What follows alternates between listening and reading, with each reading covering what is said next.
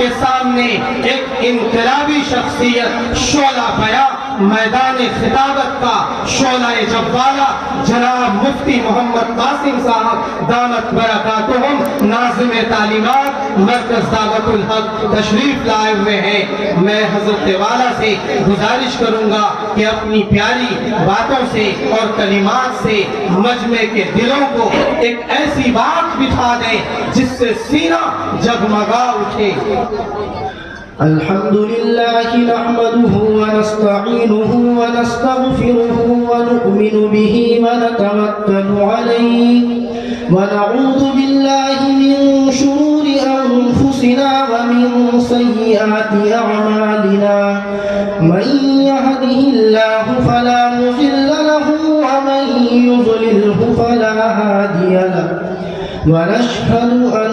سيدنا وسندنا ومولانا محمدا عبده ورسوله أما بعد فأعوذ بالله من الشيطان الرجيم بسم الله الرحمن الرحيم ألف لام ميم ذلك الكتاب لا ريب فيه هدى للمتقين وقال الله تعالى لو أنزلنا هذا القرآن على جبل لرأيته خاشعا متصدعا من خشية الله وقال الله تعالى إنا نحن نزلنا الذكر وإنا له لحافظون وقال النبي صلى الله تبارك وتعالى عليه وسلم أشراف أمتي حملة القرآن وأصحاب الليل وقال عليه الصلاة والسلام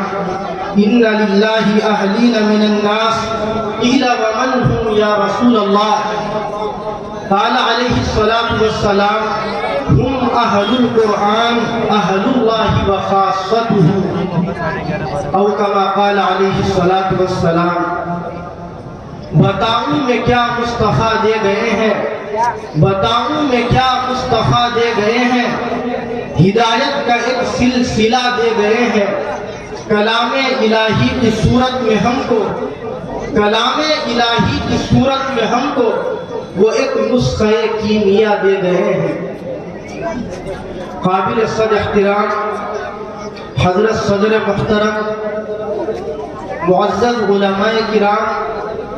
اور عزیز سامعین حضرات اور پس پردہ بیٹھی ہوئی میری پیاری ماں اور بہنوں، اللہ رب العزت کا شکریہ ادا کرتے ہوئے، اس کے فضل کا اعتراف کرتے ہوئے میں سب سے پہلے مبارکباد دیتا ہوں محمدی مسجد کے امام و خطیب جناب قاری اورنگزیب صاحب دامت برکاتہم کو، اور اس مجلس کی اور اس محمدی مسجد کی انتظامیہ کمیٹی کے تمام ممبران اور اراکین کو اور جملہ مصلیان کو اور آپ تمام اس محلے کے باشندگان کو کہ آپ تمام حضرات کی مستقل کاوشوں اور محنتوں کے نتیجے میں الحمدللہ ثم الحمدللہ آج اس مسجد میں چلنے والے مکتب کے 6 طلبہ نے تکمیل حفظ قرآن کریم کی سعادت حاصل کی۔ قاری صاحب بتا رہے ہیں کہ 5 طلبہ ہیں، تو 5 طلبہ نے جو یہ تکمیل حفظ قرآن کریم کی سعادت حاصل کی ہے، یہ اللہ رب العزت کا ہم سب کے اوپر بہت بڑا احسان ہے، فضل ہے، اس کا کرم ہے، جس کا یقیناً ہم بزرگوں شکریہ ادا نہیں کر سکتے۔ قرآن کریم کے تعلق سے ہی مجھے چند باتیں ذکر کرنی ہے۔ دعا ہے کہ اللہ رب العزت قرآن و سنت کی روشنی میں مجھے صحیح اور سچی باتیں کہنے اور ہم سب کو اخلاص کے ساتھ ان پر عمل کی توفیق نصیب فرمائے۔ بزرگان محترم، ہم سب ایمان والے ہیں، مسلمان ہیں، ہم سب کلمہ پڑھنے والے ہیں، ہم قرآن کریم کو ماننے والے ہیں، اللہ رب العزت کو مانتے ہیں، اللہ کے نبی کو اس کا برحق رسول اور نبی مانتے ہیں۔ ان تمام بنیادیات کے بعد قرآن کریم کے بارے میں ہم مسلمانوں کا یہ عقیدہ اور یقین ہے، ہمارا یہ مذہب ہے اور ہمارا یہ نظریہ ہے کہ یہ قرآن کریم اللہ رب العزت والجلال کی وہ مقدس ترین کتاب ہے، وہ متبرک کتاب ہے جس کا ایک ایک حرف سچا اور ثابت ہے، جس کے بارے میں ہمیں چڑھتے سورج کی طرح یقین ہے کہ اس کا ایک ایک حرف سچا اور صادق ہے۔ اور بلکہ یوں کہیے کہ اگر اس دھرتی پر بسنے والے کسی مسلمان کا عقیدہ اور نظریہ اس قرآن کریم کے کسی ایک حرف کے بارے میں، کسی ایک چھوٹی سی آیت کے بارے میں یہ بن جائے کہ شاید یہ قرآن کریم کی آیت نعوذ باللہ ثم العیاذ باللہ سچی نہیں ہے یا مجھے اس کے مضمون میں شک ہے، بزرگوں علماء لکھتے ہیں، مفتیان کرام لکھتے ہیں، اس آدمی کا اللہ کے یہاں ایمان معتبر نہیں ہو سکتا، اس لیے کہ ہمارا یہ عقیدہ اور یقین ہے کہ ہمارا ایمان اس وقت مکمل ہوگا جب ہم قرآن کریم کے ایک ایک حرف کو سچا اور صادق مانے، اس کی ایک ایک آیت کے مضمون کے اوپر ہم عقیدہ اور یقین رکھیں کہ وہ اللہ کی طرف سے نازل کردہ بالکل برحق مضمون ہے۔ بزرگان محترم، جب یہ قرآن کریم نازل ہونا شروع ہوا تو اس قرآن کریم کے بارے میں اس زمانے میں بہت سارے لوگوں نے یہ دعوے کیے اور اس طریقے کی فضول باتیں بنانی شروع کی کہ یہ قرآن اللہ کا کلام نہیں ہے۔ ام یقولون افترا، قرآن بتلاتا ہے کہ وہ قرآن کے بارے میں یہ کہتے تھے کہ محمد نے قرآن کریم کو خود گھڑا ہے، محمد نے خود اس قرآن کو تیار کیا، یہ اللہ کا کلام نہیں ہے، اللہ کی وحی نہیں ہے، محمد خود اس کو تیار کرتے ہیں اور ہمارے سامنے پڑھ کر کے سناتے ہیں۔ بزرگان محترم، قرآن ہمیں یہ بتلاتا ہے کہ ان لوگوں کے اس بے بنیاد عقیدے کی تردید کرنے کے لیے اللہ رب العزت والجلال نے قرآن کریم کے اندر یہ چیلنج کیا اور ان لوگوں کو یہ بتلایا کہ جس طریقے سے محمد کی زبان عربی ہے، تم محمد کو یہ کہتے ہو کہ قرآن اس نے خود تیار کیا ہے، تمہاری زبان بھی عربی ہے، تم بھی فصاحت اور بلاغت کے دعوے دار ہو، آؤ میدان کے اندر قرآن کریم کی طرح ایک قرآن تیار کر کے دکھلاؤ۔ اور صرف تم نہیں، قرآن کے کلمات ہیں قُلْ إِنِ اجْتَمَعَتِ الْإِنسُ وَالْجِنُّ عَلَىٰ أَن يَأْتُوا بِمِثْلِ هَٰذَا الْقُرْآنِ، اے محمد آپ ان باتیں بنانے والوں سے کہہ دو، ان سے کہہ دو کہ اگر تمام انسان اور تمام جنات اکٹھے ہو جائے اور اس قرآن کریم کی طرح کوئی قرآن، اس کتاب کی طرح کوئی کتاب تیار کرنا چاہے، قرآن نے کہا اے محمد ان سے بتا دو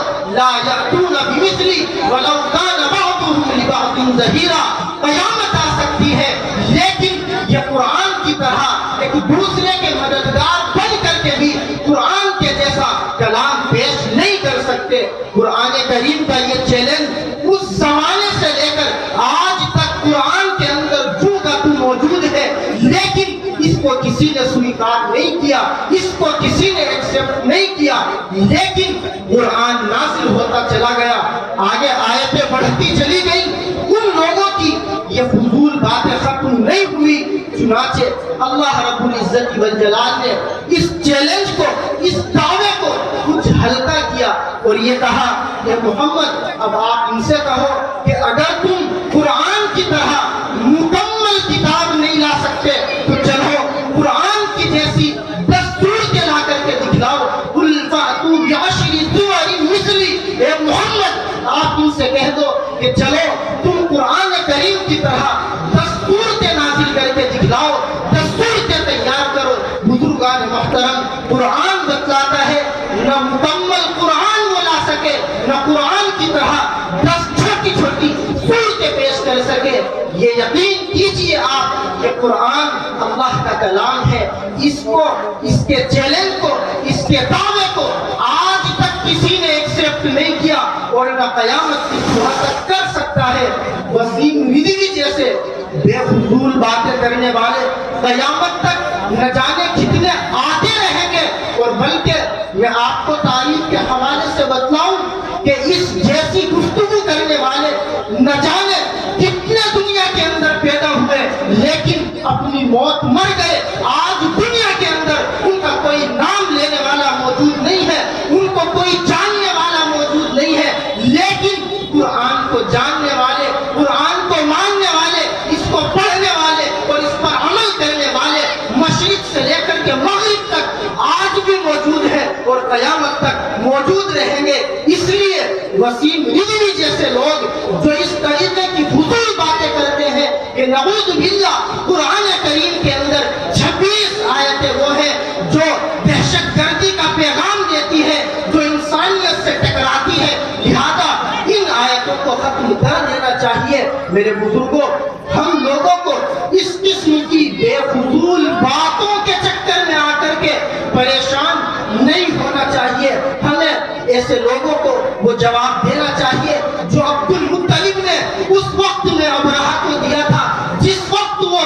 لشکر کو لے کر کے خانہ کعبہ کو ڈھانے کی نیت سے نکلا تھا. لمبا واقعہ ہے, آپ کو یاد ہوگا. انہوں نے کہا تھا کہ بھائی مجھے تو اپنے اونٹوں کی فکر ہے, اس لیے کہ میں اونٹوں کا مالک ہوں, خانہ کعبہ کا میں مالک نہیں ہوں, میں اس کا صرف رکھوالا ہوں, نگرانی کرنے والا ہوں. خانہ کعبہ کی حفاظت وہ کرے گا جس کا وہ گھر ہے, مجھے اس کی حفاظت کی پریشانی ہونے کی ضرورت نہیں ہے. یہ وہی بات ہے جس کی طرف قرآن کریم کی یہ آیت ہمیں پہنچاتی ہے. اللہ تعالیٰ قرآن کریم کے اندر ارشاد فرماتے ہیں اِنَّا نَحْنُ نَزَّلْنَا الذِّكْرَ وَإِنَّا لَهُ لَحَافِظُونَ, کہ ہم نے قرآن کریم کو نازل کیا اور ہم ہی اس قرآن کریم کی حفاظت کریں گے. بزرگوں, جب ہم یہ بات سنتے ہیں کہ قرآن کی حفاظت اللہ خود کریں گے تو شاید ہم یہ سمجھتے ہیں کہ قرآن کریم کی حفاظت یہ ہے کہ ہم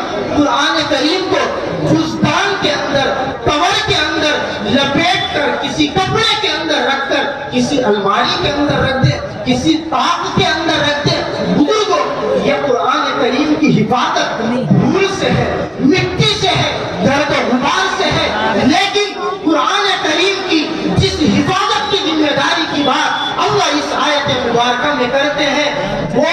اس کے الفاظ اور اس کے معانی کی حفاظت ہے جس کی اللہ تعالیٰ تکمیل کرتے ہیں اپنے ایمان والے بندوں کے سینوں کے ذریعے. جس طریقے سے اس مسجد کے مکتب میں ان 5 بچوں نے قرآن کریم کے 30 پاروں کو مکمل صورتوں کی شکل میں اپنے سینوں کے اندر محفوظ کیا, اس طریقے سے اللہ اس قرآن کے الفاظ کی, اس کے معانی کی حفاظت فرماتے ہیں. یہ مضمون اور پھر کر کے ہمیں سمجھ میں آتا ہے جنگ آزادی کی تاریخ کے اس واقعے سے. آپ کو یاد ہوگا اگر آپ نے تاریخ جنگ آزادی پڑھی ہو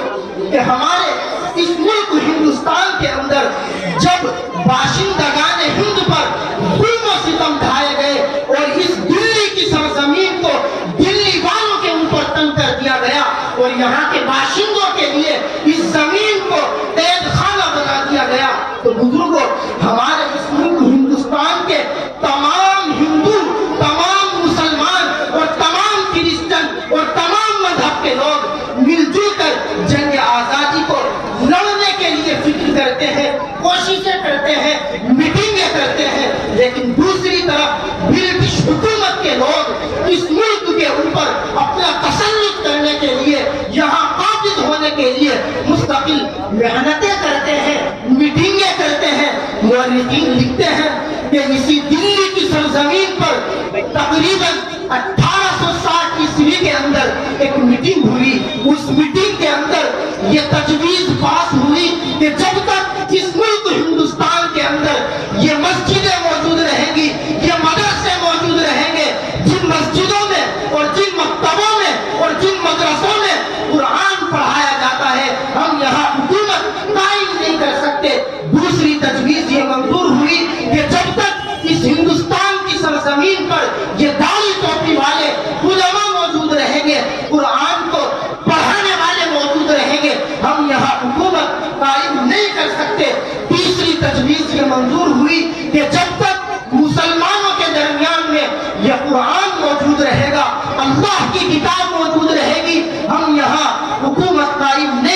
सकते, लिहाजा हमें मिलजुल कर इन तीनों चीजों को खत्म करने के लिए कोशिशें करनी है। बुजुर्गों, मुझे जंग आजादी की तारीख नहीं बतानी, इस तारीखी वाक़ये से सिर्फ इस तरफ इशारा करना है। मुअर्रिखीन लिखते हैं कि सन 1864 से लेकर सन 1867 तक इन 3-4 सालों के पीरियड में तकरीबन 3 लाख कुरान करीम के नुस्खों को जलाकर दरियाओं के और समंदरों के हवाले किया गया। लेकिन अल्लाह जज़ाए खैर दे, कब्रों को नूर से मुनव्वर फरमाए। हमारे अकाबिर देवबंद की जिन्होंने अपने सरों पर कफन बांधे और मैदान जंग में कूदे और आकर के आगे उन्होंने ये ऐलान किए कि अंग्रेजों, तुम कुरान करीम को जला सकते हो, कुरान करीम को फाड़ सकते हो, हमसे छीन सकते हो, दरियाओं में डाल सकते हो,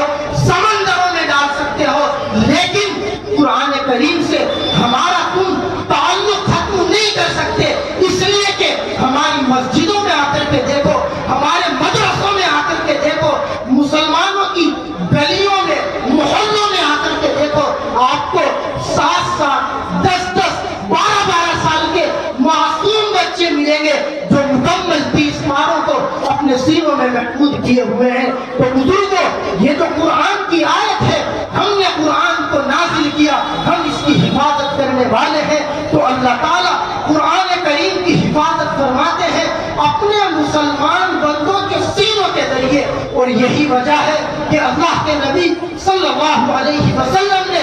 उन बंदों की, उन मुसलमानों की और उन ईमान वालों की बड़ी फजीलत बयान फरमाई है जो कुरान करीम की हिफाजत के मिशन से अपने आप को वाबस्ता कर लेते हैं। चंद रिवायतों से हम समझे कि इन लोगों की अल्लाह के नबी ने क्या फजीलत बयान फरमाई। मिशकात शरीफ की रिवायत है, अल्लाह के नबी अलैहिस्सलातु वस्सलाम इरशाद फरमाते हैं, खैरुकुम मन तअल्लमल कुरान व अल्लमा, के लोगों, तुम में सबसे बेहतरीन लोग वो हैं जो कुरान करीम को सीखते हैं और कुरान करीम को सिखाने से अपना ताल्लुक कायम करते हैं। अल्लाह के नबी सल्लल्लाहु अलैहि वसल्लम ने इरशाद फरमाया, तबरानी की रिवायत है, अशराफ उम्मती हमलतुल कुरान व अस्हाबुल लैल, कि मेरी उम्मत के अशराफ का मतलब मेरी उम्मत के इज्जतदार लोग, मेरी उम्मत के सबसे मुअज़्ज़ज़ लोग वो हैं जो कुरान करीम से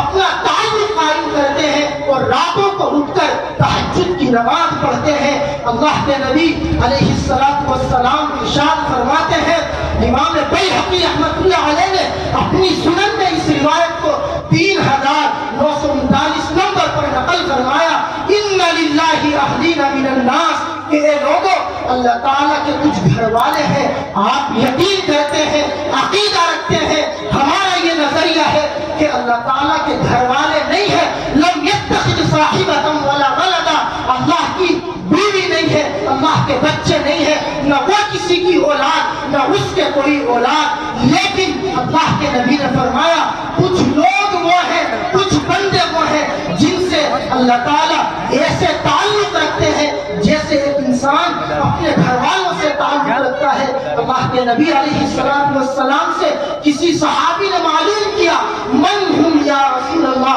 ये अल्लाह के नबी जरा बतलाएं वो कौन है जिनसे अल्लाह घर वालों की तरह ताल्लुक रखते हैं। अल्लाह के नबी ने फरमाया, हुम अहलुल कुरान अहलुल्लाहि व खासतुहु, वो है जो कुरान से ताल्लुक रखते हैं, वो अल्लाह के नेक और खास बंदों में शामिल हो जाते हैं। बुजुर्गों, सिर्फ इतना ही नहीं, अगर हम इस कुरान से अपना ताल्लुक कायम रखेंगे, अपने बच्चों को इस कुरान करीम को उनके सीनों में महफूज करवाएंगे, तो हम यकीन नहीं कर सकते, तसव्वुर नहीं कर सकते कितनी फजीलतें हम अपने बच्चों के जरिए समेटेंगे और हमारे बच्चे भी उन फजीलतों का मिस्दाक बनेंगे। अल्लाह के नबी अलैहिस्सलातु वस्सलाम का फरमान है, अबू दाऊद शरीफ की 1471 नंबर की रिवायत है, आपने ये इरशाद फरमाया कि कल क़यामत के दिन अल्लाह ताला एक हाफिज कुरान से, जिसने अपने सीने के अंदर इस कुरान को महफूज किया होगा, ये फरमाएंगे, इक़रा वरतक़ि वरत्तिल कमा कुन्त तुरत्तिलु फ़ी दुनिया, ये हाफिज कुरान, तू कुरान करीम को पढ़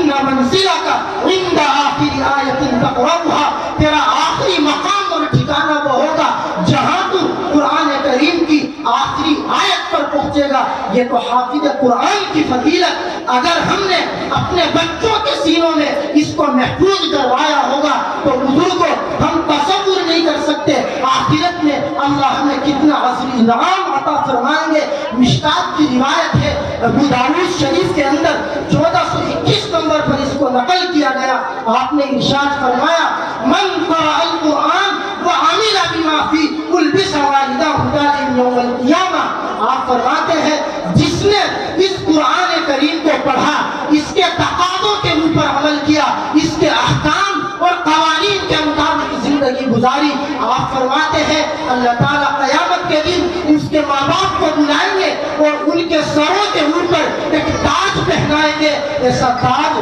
اللہ کے نبی نے اس کی ڈیفینیشن فرمائی ضوءه احسن من ضوء الشمس فی بیوت الدنیا لو کانت فیکم۔ آپ فرماتے ہیں کہ اس کی روشنی سورج کی روشنی سے زیادہ ہوگی۔ آپ نے تو مثال کے ذریعے اس کو واضح کیا، فرمایا یہ سورج جو اربوں میل اوپر اٹھتا ہے، جس کی تپش اور جس کی روشنی تم سے برداشت نہیں ہوتی، اگر یہ تمہارے گھر کے اندر نکل آئے تو تمہارے گھر کے اندر جتنی روشنی ہوگی اس سے زیادہ روشنی اس تاج کی ہوگی جو حافظ قرآن کے ماں باپ کے سروں کے اوپر سجایا جائے گا۔ لوگ تبصرے کریں گے، سوالات کریں گے، من ہؤلاء الناس، یہ کون لوگ ہیں جن کو اتنا انعام نوازا گیا؟ اللہ کے نبی فرماتے ہیں فرشتوں کے ذریعے ان کو بتلایا جائے گا یہ میرے وہ بندے ہیں جنہوں نے اپنے بچوں کو قرآن کریم کا حافظ بنایا تھا۔ اس لیے بزرگوں ہم کا حافظ بھی بنے گا اور وکیل اور جج بھی بنے گا۔ وقت مجھے اجازت نہیں دیتا ورنہ میں آپ کو تفصیل سے بتلاتا اسی ملک ہندوستان کے اندر، اسی ہندوستان کی سرزمین میں کتنی بڑی بڑی یونیورسٹیوں کے اندر کتنے لیکچرار اور پروفیسر وہ ہیں جو سائنس پڑھاتے ہیں، جو دنیاوی تعلیم دیتے ہیں اور ان کے سینوں میں قرآن محفوظ ہے۔ وہ اللہ کے نبی علیہ السلام کی تعلیمات کے عالم ہیں، لیکن دنیاوی تعلیم میں وہ اپنی مثال آپ ہیں۔ اس لیے میں یہ درخواست کروں گا کہ بزرگوں اگر ہم نے اپنے بچے کو قرآن کا حافظ بھی بنایا اور ڈاکٹر بھی بنایا تو یہ بچہ کل انشاءاللہ کسی ہاسپٹل کے اندر میڈیکل لائن کے ذریعے قوم کو فائدہ پہنچائے گا اور دوسری طرف قرآن کریم کے ذریعے ہمارے مرنے کے بعد ہمارے ایصال ثواب کا ذریعہ بنے گا۔ ورنہ اگر ہم نے اپنے بچوں کو صرف دنیاوی تعلیم دلائی، دینی تعلیم سے، قرآن کی تعلیم سے ہم نے ان کو دور رکھا تو میرے بزرگوں یقین کیجئے ہمیں مرنے کے وقت سے ہی اس کے نقصانات دکھائی دیں گے۔ ہوگا کیا؟ ہوتا کیا ہے ہم دیکھتے ہیں، تجربات ہیں۔ جنازہ باپ کا سامنے رکھا ہوتا ہے، ماں کا جنازہ سامنے ہوتا ہے اور وہ بچہ جو دنیاوی اعتبار سے بڑا ترقی یافتہ ہوتا ہے، سائنس میں، میڈیکل لائن میں، انجینئرنگ لائن میں اس نے بڑی ڈگریاں لی ہوئی ہوتی ہے، لیکن ہمارا وہ بچہ آگے بڑھ کر کے ہماری نماز جنازہ پڑھانے کی صلاحیت نہیں رکھتا۔ یہ اس لیے ہے کہ بزرگوں ہم اس کی دنیاوی تعلیم کی تو فکر کرتے ہیں، دینی تعلیم کی فکر نہیں کرتے۔ اس لیے اگر ہم ارادہ کریں گے تو ہمارے بچے دنیاوی تعلیم میں بھی آگے بڑھیں گے اور انشاءاللہ ہمارے وہ بچے دینی تعلیم میں بھی آگے بڑھیں گے۔ وقت اس سے زیادہ بولنے کی اجازت نہیں دیتا، مجھے سگنل دے دیا حضرت نے۔ اللہ رب العزت سے میری دعا ہے کہ اللہ تعالیٰ اس مکتب میں جن بچوں نے قرآن کریم کو محفوظ کیا ہے اپنے سینوں میں، اللہ ان کو عالم دین بنائے، اللہ ان کو دنیا کی تعلیم سے آراستہ فرمائے تاکہ یہ بچے ہماری قوم کا مستقبل بن کر قوم کی فکر کرنے والے بنے۔ اللہ رب العزت ہم سب کو قرآن سے اپنا تعلق قائم رکھنے کی، اس کے مشن سے اپنے آپ کو وابستہ رکھنے کی توفیق نصیب فرمائے۔ وآخر دعوانا ان الحمد للہ رب العالمین۔